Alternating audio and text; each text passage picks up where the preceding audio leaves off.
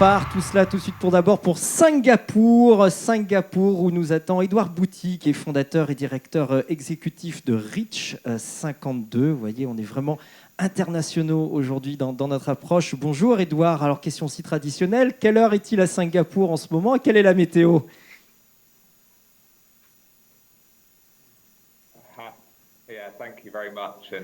Merci. C'est réellement dommage que l'on puisse pas être présent et qu'on puisse pas voyager. Bon, il est 5 heures du matin, donc j'ai l'impression que la météo va pas être trop mauvaise aujourd'hui. Merci pour ce rayon de soleil du Sud, Édouard. Donc vous êtes britannique, hein, vous êtes installé à Singapour et vous êtes à l'origine de ce projet Reach 52. C'est un projet pour favoriser l'accès aux médicaments pour les populations les plus éloignées des hôpitaux et des centres urbains. C'est le premier lauréat 2020 de cette journée de l'Observatoire de la e-santé dans les pays du Sud. Et comment fonctionne ce projet ? Eh bien, c'est ce que nous découvrons tout de suite en images.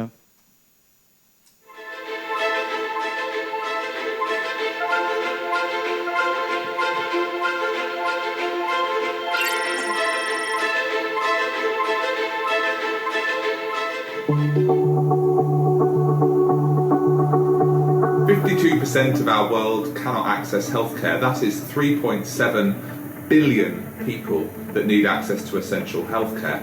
And we look to build low-cost digital models to serve them. We train women in rural communities. We give them a phone and we give them a salary. Through our training, they can become like a health worker. So it's a community-owned, community-run network of women in villages that provide essential health support. So when we launch in community, our network of women access managers on the ground go door to door and collect data from every resident in the village. Based on this data, we work with the government and we design outreach programs from door-to-door events, to group events, to rural clinics, to connect local villages to the care that they need. So for us, success is about connecting people to essential health services from both government and private sector. We want to create a sustainable model where we really work with government to support them. So when we receive the prize, we will continue to invest in our technology. We've already built a robust platform to support community members, and we want to enhance this further, growing our users and growing the amount of services that we can offer in these disconnected areas where traditional health services don't reach.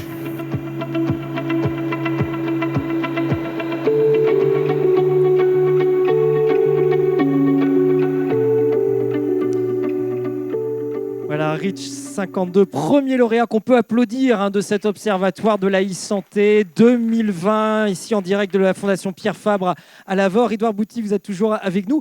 Première question et peut-être première surprise dans le projet que vous nous avez présenté, de rapprocher les soins des populations les plus éloignées. Pourquoi avoir placé les femmes au centre du dispositif ?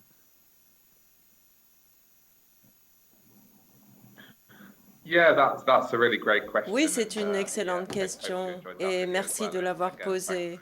Et j'aimerais tout d'abord remercier Odess parce qu'ils nous ont vraiment soutenus dans le projet Reach 52. Alors, bon, au tout début du projet 52, comme je vous l'ai dit, l'idée c'était vraiment de créer des passerelles entre ces villages éloignés. Nous avons commencé à travailler avec plus de 1000 communautés à travers les Philippines et le Cambodge. Et en fait, la première volonté, c'était vraiment de proposer plus de technologies, plus d'outils à ces communautés. Donc, on essayait de leur montrer des tablettes, des téléphones Android. Et peut-être on commençait vraiment à discuter avec les gens lorsqu'ils sortaient de l'église, lorsqu'ils étaient justement dans leur village. Et donc, l'idée, c'était vraiment d'utiliser des plateformes technologiques pour proposer ces services médicaux, parce qu'en faute de quoi, ils n'ont rien. Encore une fois, on a volontairement souhaité de travailler avec les communautés. Et on sait que les femmes jouent un rôle prépondérant et c'est comme ça que nous avons créé ce modèle. Donc, on a commencé à se renseigner, à voir qui étaient les personnes des personnes de confiance en quelque sorte. Et la réponse a été claire, c'est-à-dire c'était les femmes, c'était les mères, et nous les avons autonomisées, nous les avons responsabilisées, et on leur a fourni ces outils. Et comme vous le savez, ce sont des sources importantes de tout ce qui est soins santé. Les communautés leur font confiance, ils sont en lien avec les médecins, ils sont très impliqués dans l'économie locale, et donc c'était tout à fait logique d'avoir un partenariat avec des femmes. Et effectivement, on sait que ces sociétés sont très dominées par l'image paternelle, mais nous avons néanmoins voulu justement aller à contre-courant, et nous avons créé ces réseaux, et ça nous a permis vraiment de proposer des services. Et est-ce que le fait que ces femmes n'aient pas de formation médicale, ce ne sont pas des infirmières, ce ne sont pas des aides-soignantes, est-ce que cela n'a pas été un frein pour le développement de votre application?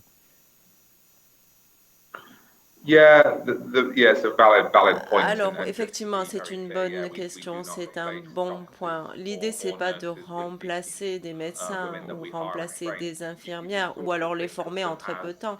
Néanmoins, on peut quand même leur donner le rôle de coordinatrice. Donc, imaginez, vous vivez dans un village, l'hôpital le plus proche est à 3 heures. Et en fait, ce sont ces coordinatrices qui vont jouer le rôle de lien. Elles vont vous poser des questions et ensuite vont peut-être travailler avec ces hôpitaux, renseigner ces médecins, ces infirmières. Et donc, c'est comme cela que l'on a organisé nos programmes. Alors, ça peut être du dépistage également de diabète, ça peut être également tout ce qui est dépistage du sida, de l'hépatite. Mais au-delà de ça, l'idée, c'est vraiment peut-être d'avoir justement ce lien avec différentes cliniques. Et ça aide le personnel médical. Et donc, plutôt que d'envoyer ces médecins dans ces villages éloignés, on arrive à gagner beaucoup de temps. On arrive également aussi à avoir des informations beaucoup plus pertinentes parce que vous avez plus confiance, et y compris les compagnies d'assurance. Donc, ça, finalement, ça facilite les choses. Ce sont des coordinatrices, mais également des facilitatrices. Et ensuite, on arrive à travailler avec le gouvernement, avec les services de santé. L'idée, c'est de les intégrer dans la communauté et justement de leur fournir un rôle de facilitatrice. Et ça, c'est intéressant, le fait d'avoir une bonne action. Édouard Bouty, vous nous rappelez à juste titre que vous travaillez dans les pays dans lesquels vous êtes présent avec les gouvernements. Est-ce que vous pouvez nous décrire assez rapidement le business model ou le modèle économique, pour faire plaisir à Jacques Godefrin, assez spécifique que vous avez développé et pour lesquels vous êtes rémunéré dans votre action?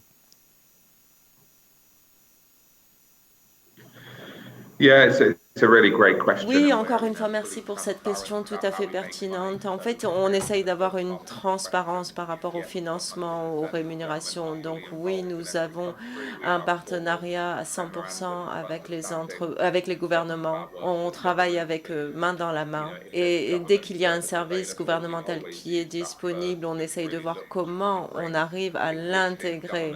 Finalement, ils sont vraiment au cœur. Et nous essayons de créer ce que j'appellerais un réseau périphérique ou décentralisé. Mais oui, en fait, ce sont des gouvernements et des services gouvernementaux qui nous fournissent ces services. Et également, tout ce qui est secteur privé, ça c'est intéressant aussi, les compagnies d'assurance, mais encore une fois, ceci est couvert par la sécurité sociale en local. Donc, on essaye également de travailler avec le secteur public pour justement encourager. Pourquoi? Parce que le gouvernement ne peut pas tout fournir. Donc, on essaye d'avoir un modèle assez multidisciplinaire. On essaye également d'élargir à des différents financements privés, publics. Mais pas que. Nous essayons de vendre également des médicaments à des prix plus bas et on essaye de gagner un petit peu notre vie. Normalement, certains médicaments, c'est 4 dollars et on va faire payer 1 dollar. Et donc, ça nous donne un revenu ou ce qu'on appellerait un minimum de revenu pour fonctionner et essayer d'avoir un modèle durable. Toute dernière question, Édouard Bouty, vous avez comment développer également cette application pour lutter contre les épidémies, notamment deux épidémies, l'épidémie de Covid qui est en cours et puis une autre pathologie qui est l'hépatite B. Est-ce que vous pouvez nous expliquer assez rapidement comment vous avez adapté votre application, votre système à ces deux cas?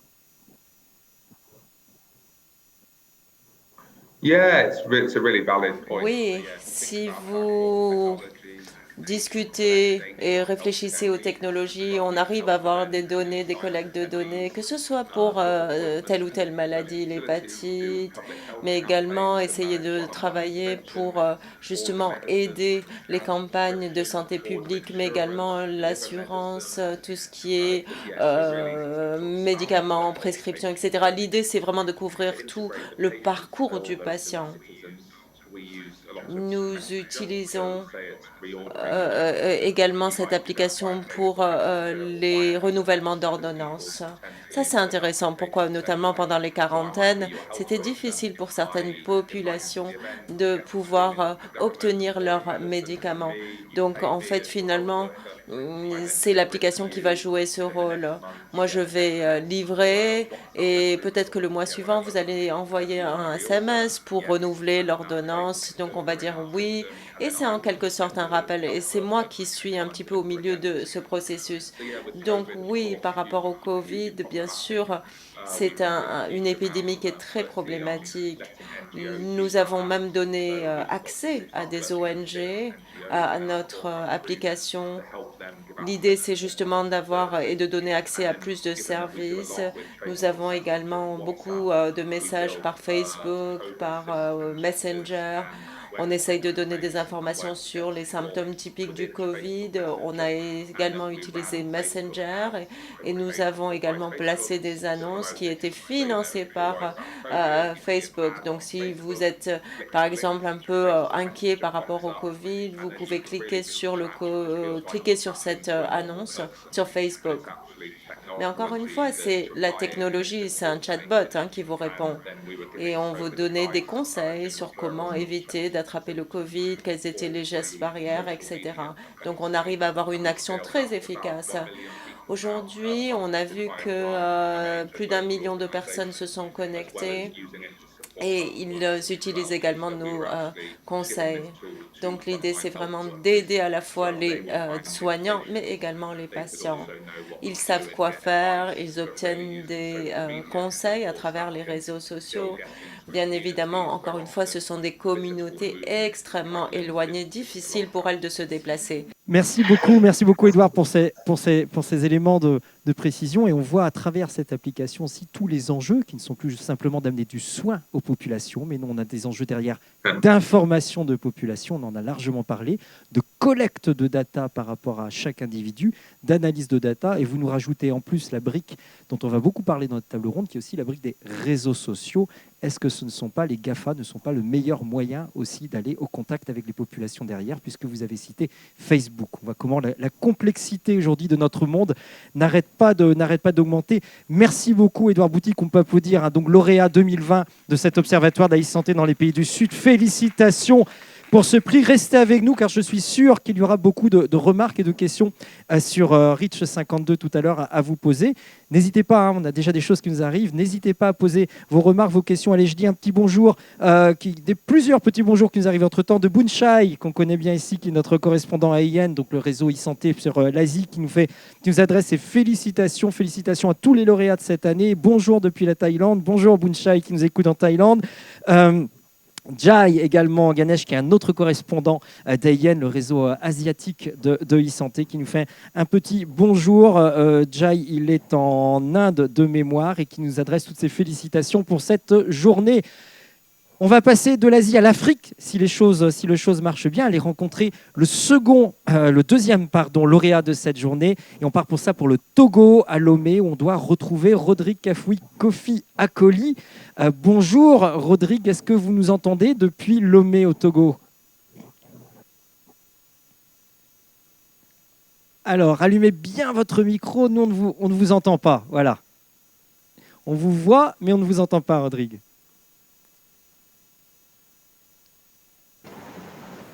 Ça y est, le son nous arrive. Bonjour Rodrigue, est-ce que vous nous entendez? Quelle heure est-il à Lomé?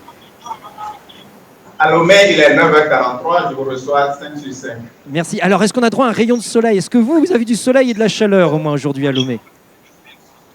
Nous avons le soleil, il fait un peu chaud.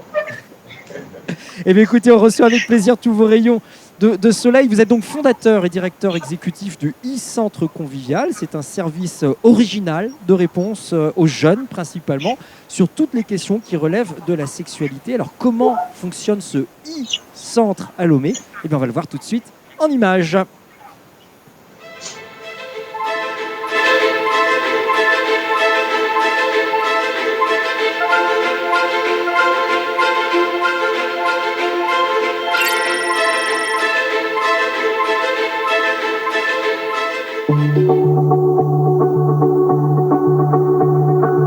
Les jeunes préfèrent s'adresser aux téléconseillers en ligne parce qu'il y a la confidentialité et l'anonymat. Et également, c'est une opportunité pour ces téléconseillers de pouvoir référer les jeunes vers les formations sanitaires.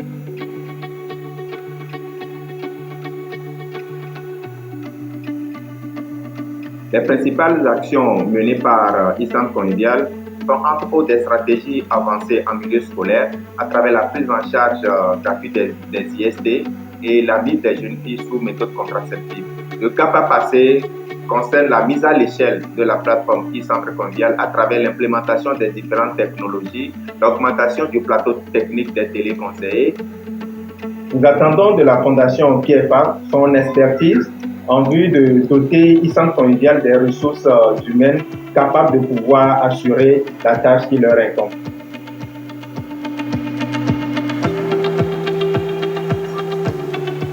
Voilà le e-Centre Convivial à Lomé qu'on peut applaudir. Deuxième lauréat de cette année de cet observatoire de la e-santé dans les pays du Sud 2020. Rodrigue, on voit avec vous, on est complètement sur l'ère du digital pour les jeunes. Vous nous le rappelez, c'est plus simple pour eux de s'informer sur la sexualité par une application en passant par un smartphone ou par un ordinateur. Mais tout de même, pourquoi avoir assuré à ce e-centre une disponibilité 7 jours sur 7, 24 heures sur 24 pourquoi travailler les week-ends, pourquoi travailler la nuit pour donner des réponses? Est-ce que c'est parce qu'on est dans une génération de l'immédiateté qui a besoin d'une réponse tout de suite et qui peut même plus attendre une minute? Tout à fait. Vous savez que le sujet de la sexualité est un sujet tabou et la jeunesse togolaise éprouve beaucoup de difficultés pour avoir accès à l'information. Parfois, ils s'orientent vers le net pour pouvoir s'informer. Malheureusement, ce sont de fausses informations qu'ils ont et parfois l'éducation sexuelle dans le contexte familial est un peu difficile. Et donc, pour pouvoir résoudre ce problème, nous avons pensé beaucoup plus être disponible 7 jours sur 7 et 24 heures sur 24 pour répondre à toutes les préoccupations des jeunes et adolescents, y compris les femmes enceintes également, en matière de la santé sexuelle et de la reproduction. Si nous allons décider d'avoir une pause, au moment de la pause, peut-être en ce moment, il y aura un jeune qui serait exposé à un problème, qui aura voulu avoir des informations et nous avons beaucoup plus pensé être à leur disposition 7 jours sur 7 et 24 heures sur 24. Il y a un mot que vous prononcez, Rodrigue, qui est extrêmement important et que l'on entend maintenant depuis ce matin dans cette conférence, qui est le mot information. Apporter la bonne information, l'information juste à la personne qui la recherche sur Internet, où on trouve un petit peu de tout. Ça, c'est vraiment au cœur de votre projet, si on a bien compris. Tout à fait, c'est de donner l'information, la vraie information et des informations de qualité, raison pour laquelle ce sont des professionnels de la santé et qui travaillent également dans la fonction publique, des sages-femmes d'État, des médecins également qui travaillent sur l'application, qui ont reçu une formation de base, y compris d'autres animateurs qui restent également formés, qui sont disponibles à fournir des informations sûres et de qualité à ces jeunes sans parti prise. Vous êtes à la tête d'un e-centre convivial, mais on va rappeler aussi l'un des autres buts de ce e-centre. Ce n'est pas uniquement de rester quelque chose de digital et de virtuel, mais c'est bel et bien de ramener ces jeunes populations vers des centres physiques, pour le coup, de santé, où ils vont être reçus par de véritables médecins, de véritables infirmières. Oui, tout à fait. En fait, sur l'application e-centre convivial, il y a également la possibilité de demander une consultation en ligne. Nous savons que dans notre pays, la relation entre, surtout les jeunes, quand ça concerne la sexualité, la relation entre patients et prestataires est un peu délicate et compliquée pour des raisons de confidentialité, de prise de position, de préjugés et autres. Donc, pour l'application e-centre convivial, elle se veut d'assurer cette confidentialité entre l'utilisateur et le prestataire de soins. Donc, préalablement, l'utilisateur prend rendez-vous et fournit les informations sur le mal dont il souffre, et le prestataire, depuis son centre de santé, reçoit les informations et la mise en relation est faite, et ce patient peut facilement se diriger vers la formation sanitaire la plus proche de sa zone de résidence. Et e-centre convivial se fait pour obligation de faire le suivi, de s'assurer que l'utilisateur s'est effectivement rendu vers la formation sanitaire et que le prestataire a assuré des services de qualité, des prestations et la délivrance des ordonnances et autres. Et étant donné qu'e-centre convivial évolue également dans un contexte de traitement de données, de gestion de données, nous faisons la traçabilité, la collecte, nous suivons tout ce qui a été fait entre le prestataire et l'utilisateur. Rodrigue, le Togo a vécu aussi l'épidémie de Covid, hein, comme à peu près tous les pays de la planète. Vous avez vécu des périodes de couvre-feu, avec comme partout dans ces périodes un fort recours à des outils digitaux.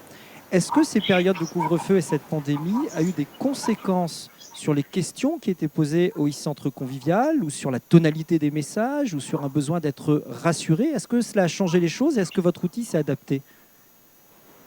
En fait, ce fut un défi pour e-centre convivial. Et pourquoi? Parce qu'au lendemain de l'annonce du premier cas de Covid-19 et également aux différentes prises de décision, les mesures barrières liées au couvre-feu, à la limitation des sorties et autres, e-centre convivial s'est rapidement adapté à la situation, parce que nous, c'est comme un centre de santé en ligne. Donc, quand il y a une crise, alors toute l'équipe prend les dispositions nécessaires pour pouvoir s'y adapter. C'est dans ce contexte que e-centre convivial a rapidement développé des modules liés à l'assistance en ligne. Donc, on a mis exceptionnellement en place un pôle de médecins qui ont beaucoup d'informations sur Covid-19 et qui relaient également les informations du gouvernement à la population.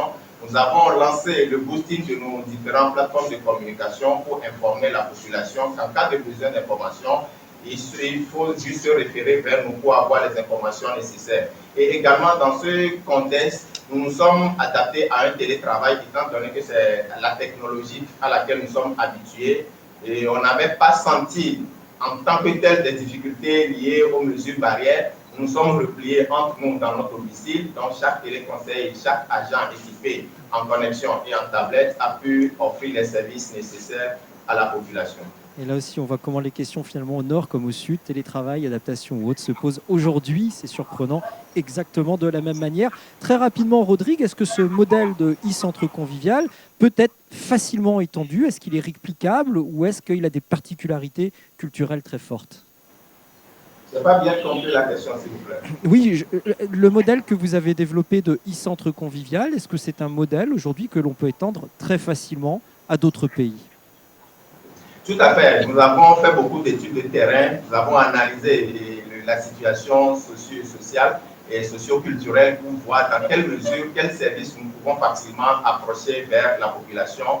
Et il faut reconnaître qu'au Togo, cette application a entièrement été adhérée, a eu l'adhésion totale de la population, de toutes les personnes. Et aujourd'hui, e-centre convivial fait partie du projet Tech for Youth, qui est une initiative de l'UNFPA, et qui permet d'assurer l'interopérabilité de plusieurs applications. Donc, à l'heure où nous sommes en train déjà de penser à la migration vers d'autres pays. Donc, tel que développé, il est très facile de la dupliquer dans d'autres pays, quelle que soit la situation socio-culturelle. Eh bien, c'est tout un bonheur que l'on peut souhaiter, en tout cas, cette application. Bravo, on peut vous applaudir, hein, Rodrigue, pour ce e-centre convivial.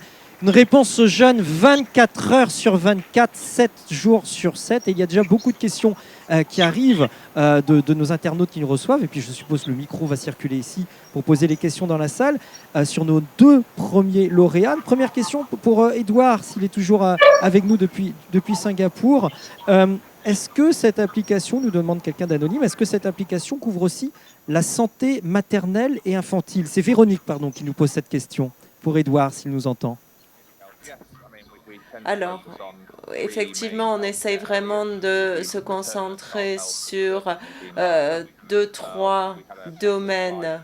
Alors, je ne sais pas si vous avez vu la vidéo de la présentation, mais effectivement, on a beaucoup travaillé sur des scanners, des dépistages, nous avons distribué des vitamines, nous avons également travaillé dans la santé maternelle et infantile avec des consultations pendant la grossesse. Nous avons également un partenariat avec l'entreprise Philips pour avoir des scans et des échographies. Donc l'idée, c'est vraiment, et nous avons bien évidemment beaucoup travaillé, mais ce n'est pas que la santé maternelle et infantile, mais également le diabète et d'autres maladies un petit peu périphériques ou sous-jacentes. Donc on a beaucoup travaillé sur ces questions-là. Merci pour la question. Merci Edouard pour cette réponse. Je regarde dans la salle s'il y a des bras qui se lèvent ou des mains qui se lèvent. Voilà, on va vous apporter le micro tout de suite, monsieur. Hop, voilà, rapidement, au 3e rang. Voilà, on écoute votre question. Alors, on ne touche pas les micros aujourd'hui, très exceptionnellement. Il y a une question qui me vient à l'esprit à écouter. Tout ça, c'est tout à fait intéressant et on apporte de l'information. Et le collègue togolais là, vient de dire « j'apporte la vraie information ». Or, justement, tout le problème qui me semble apparaître et se développer actuellement, c'est le problème des fake news. C'est le problème par exemple, les articles scientifiques jusqu'ici, dans les revues médicales, étaient diffusés, critiqués par des experts et publiés ensuite. Ça demandait des mois, etc. Mais il y avait une rétention de l'information par les revues. Donc ça posait problème. On a décidé de publier essentiellement sur des plateformes de prépublication pour que l'information soit libre et rapide. Mais du coup, c'est une information qui n'est absolument pas vérifiée. Et donc, il y a tout un tas de personnes qui n'ont pas forcément une formation scientifique très importante, qui vont rediffuser cette information. Et le résultat final, c'est un manque de crédit des gens qu'on prenait pour des experts auparavant. Alors, comment est-ce qu'on peut intégrer tout ça, bien entendu? Merci pour cette question effectivement passionnante. Je la pose peut-être à Rodrigue, dont les conseillers et conseillères téléphoniques ont pour mission de répondre tous les jours justement aux jeunes avec l'information la plus juste en matière de sexualité. Rodrigue, où est-ce que vous allez chercher cette information? Comment est-ce que vous formez également votre personnel pour être sûr que vous donnez de l'information juste et pas du fake news ou de l'information faussée?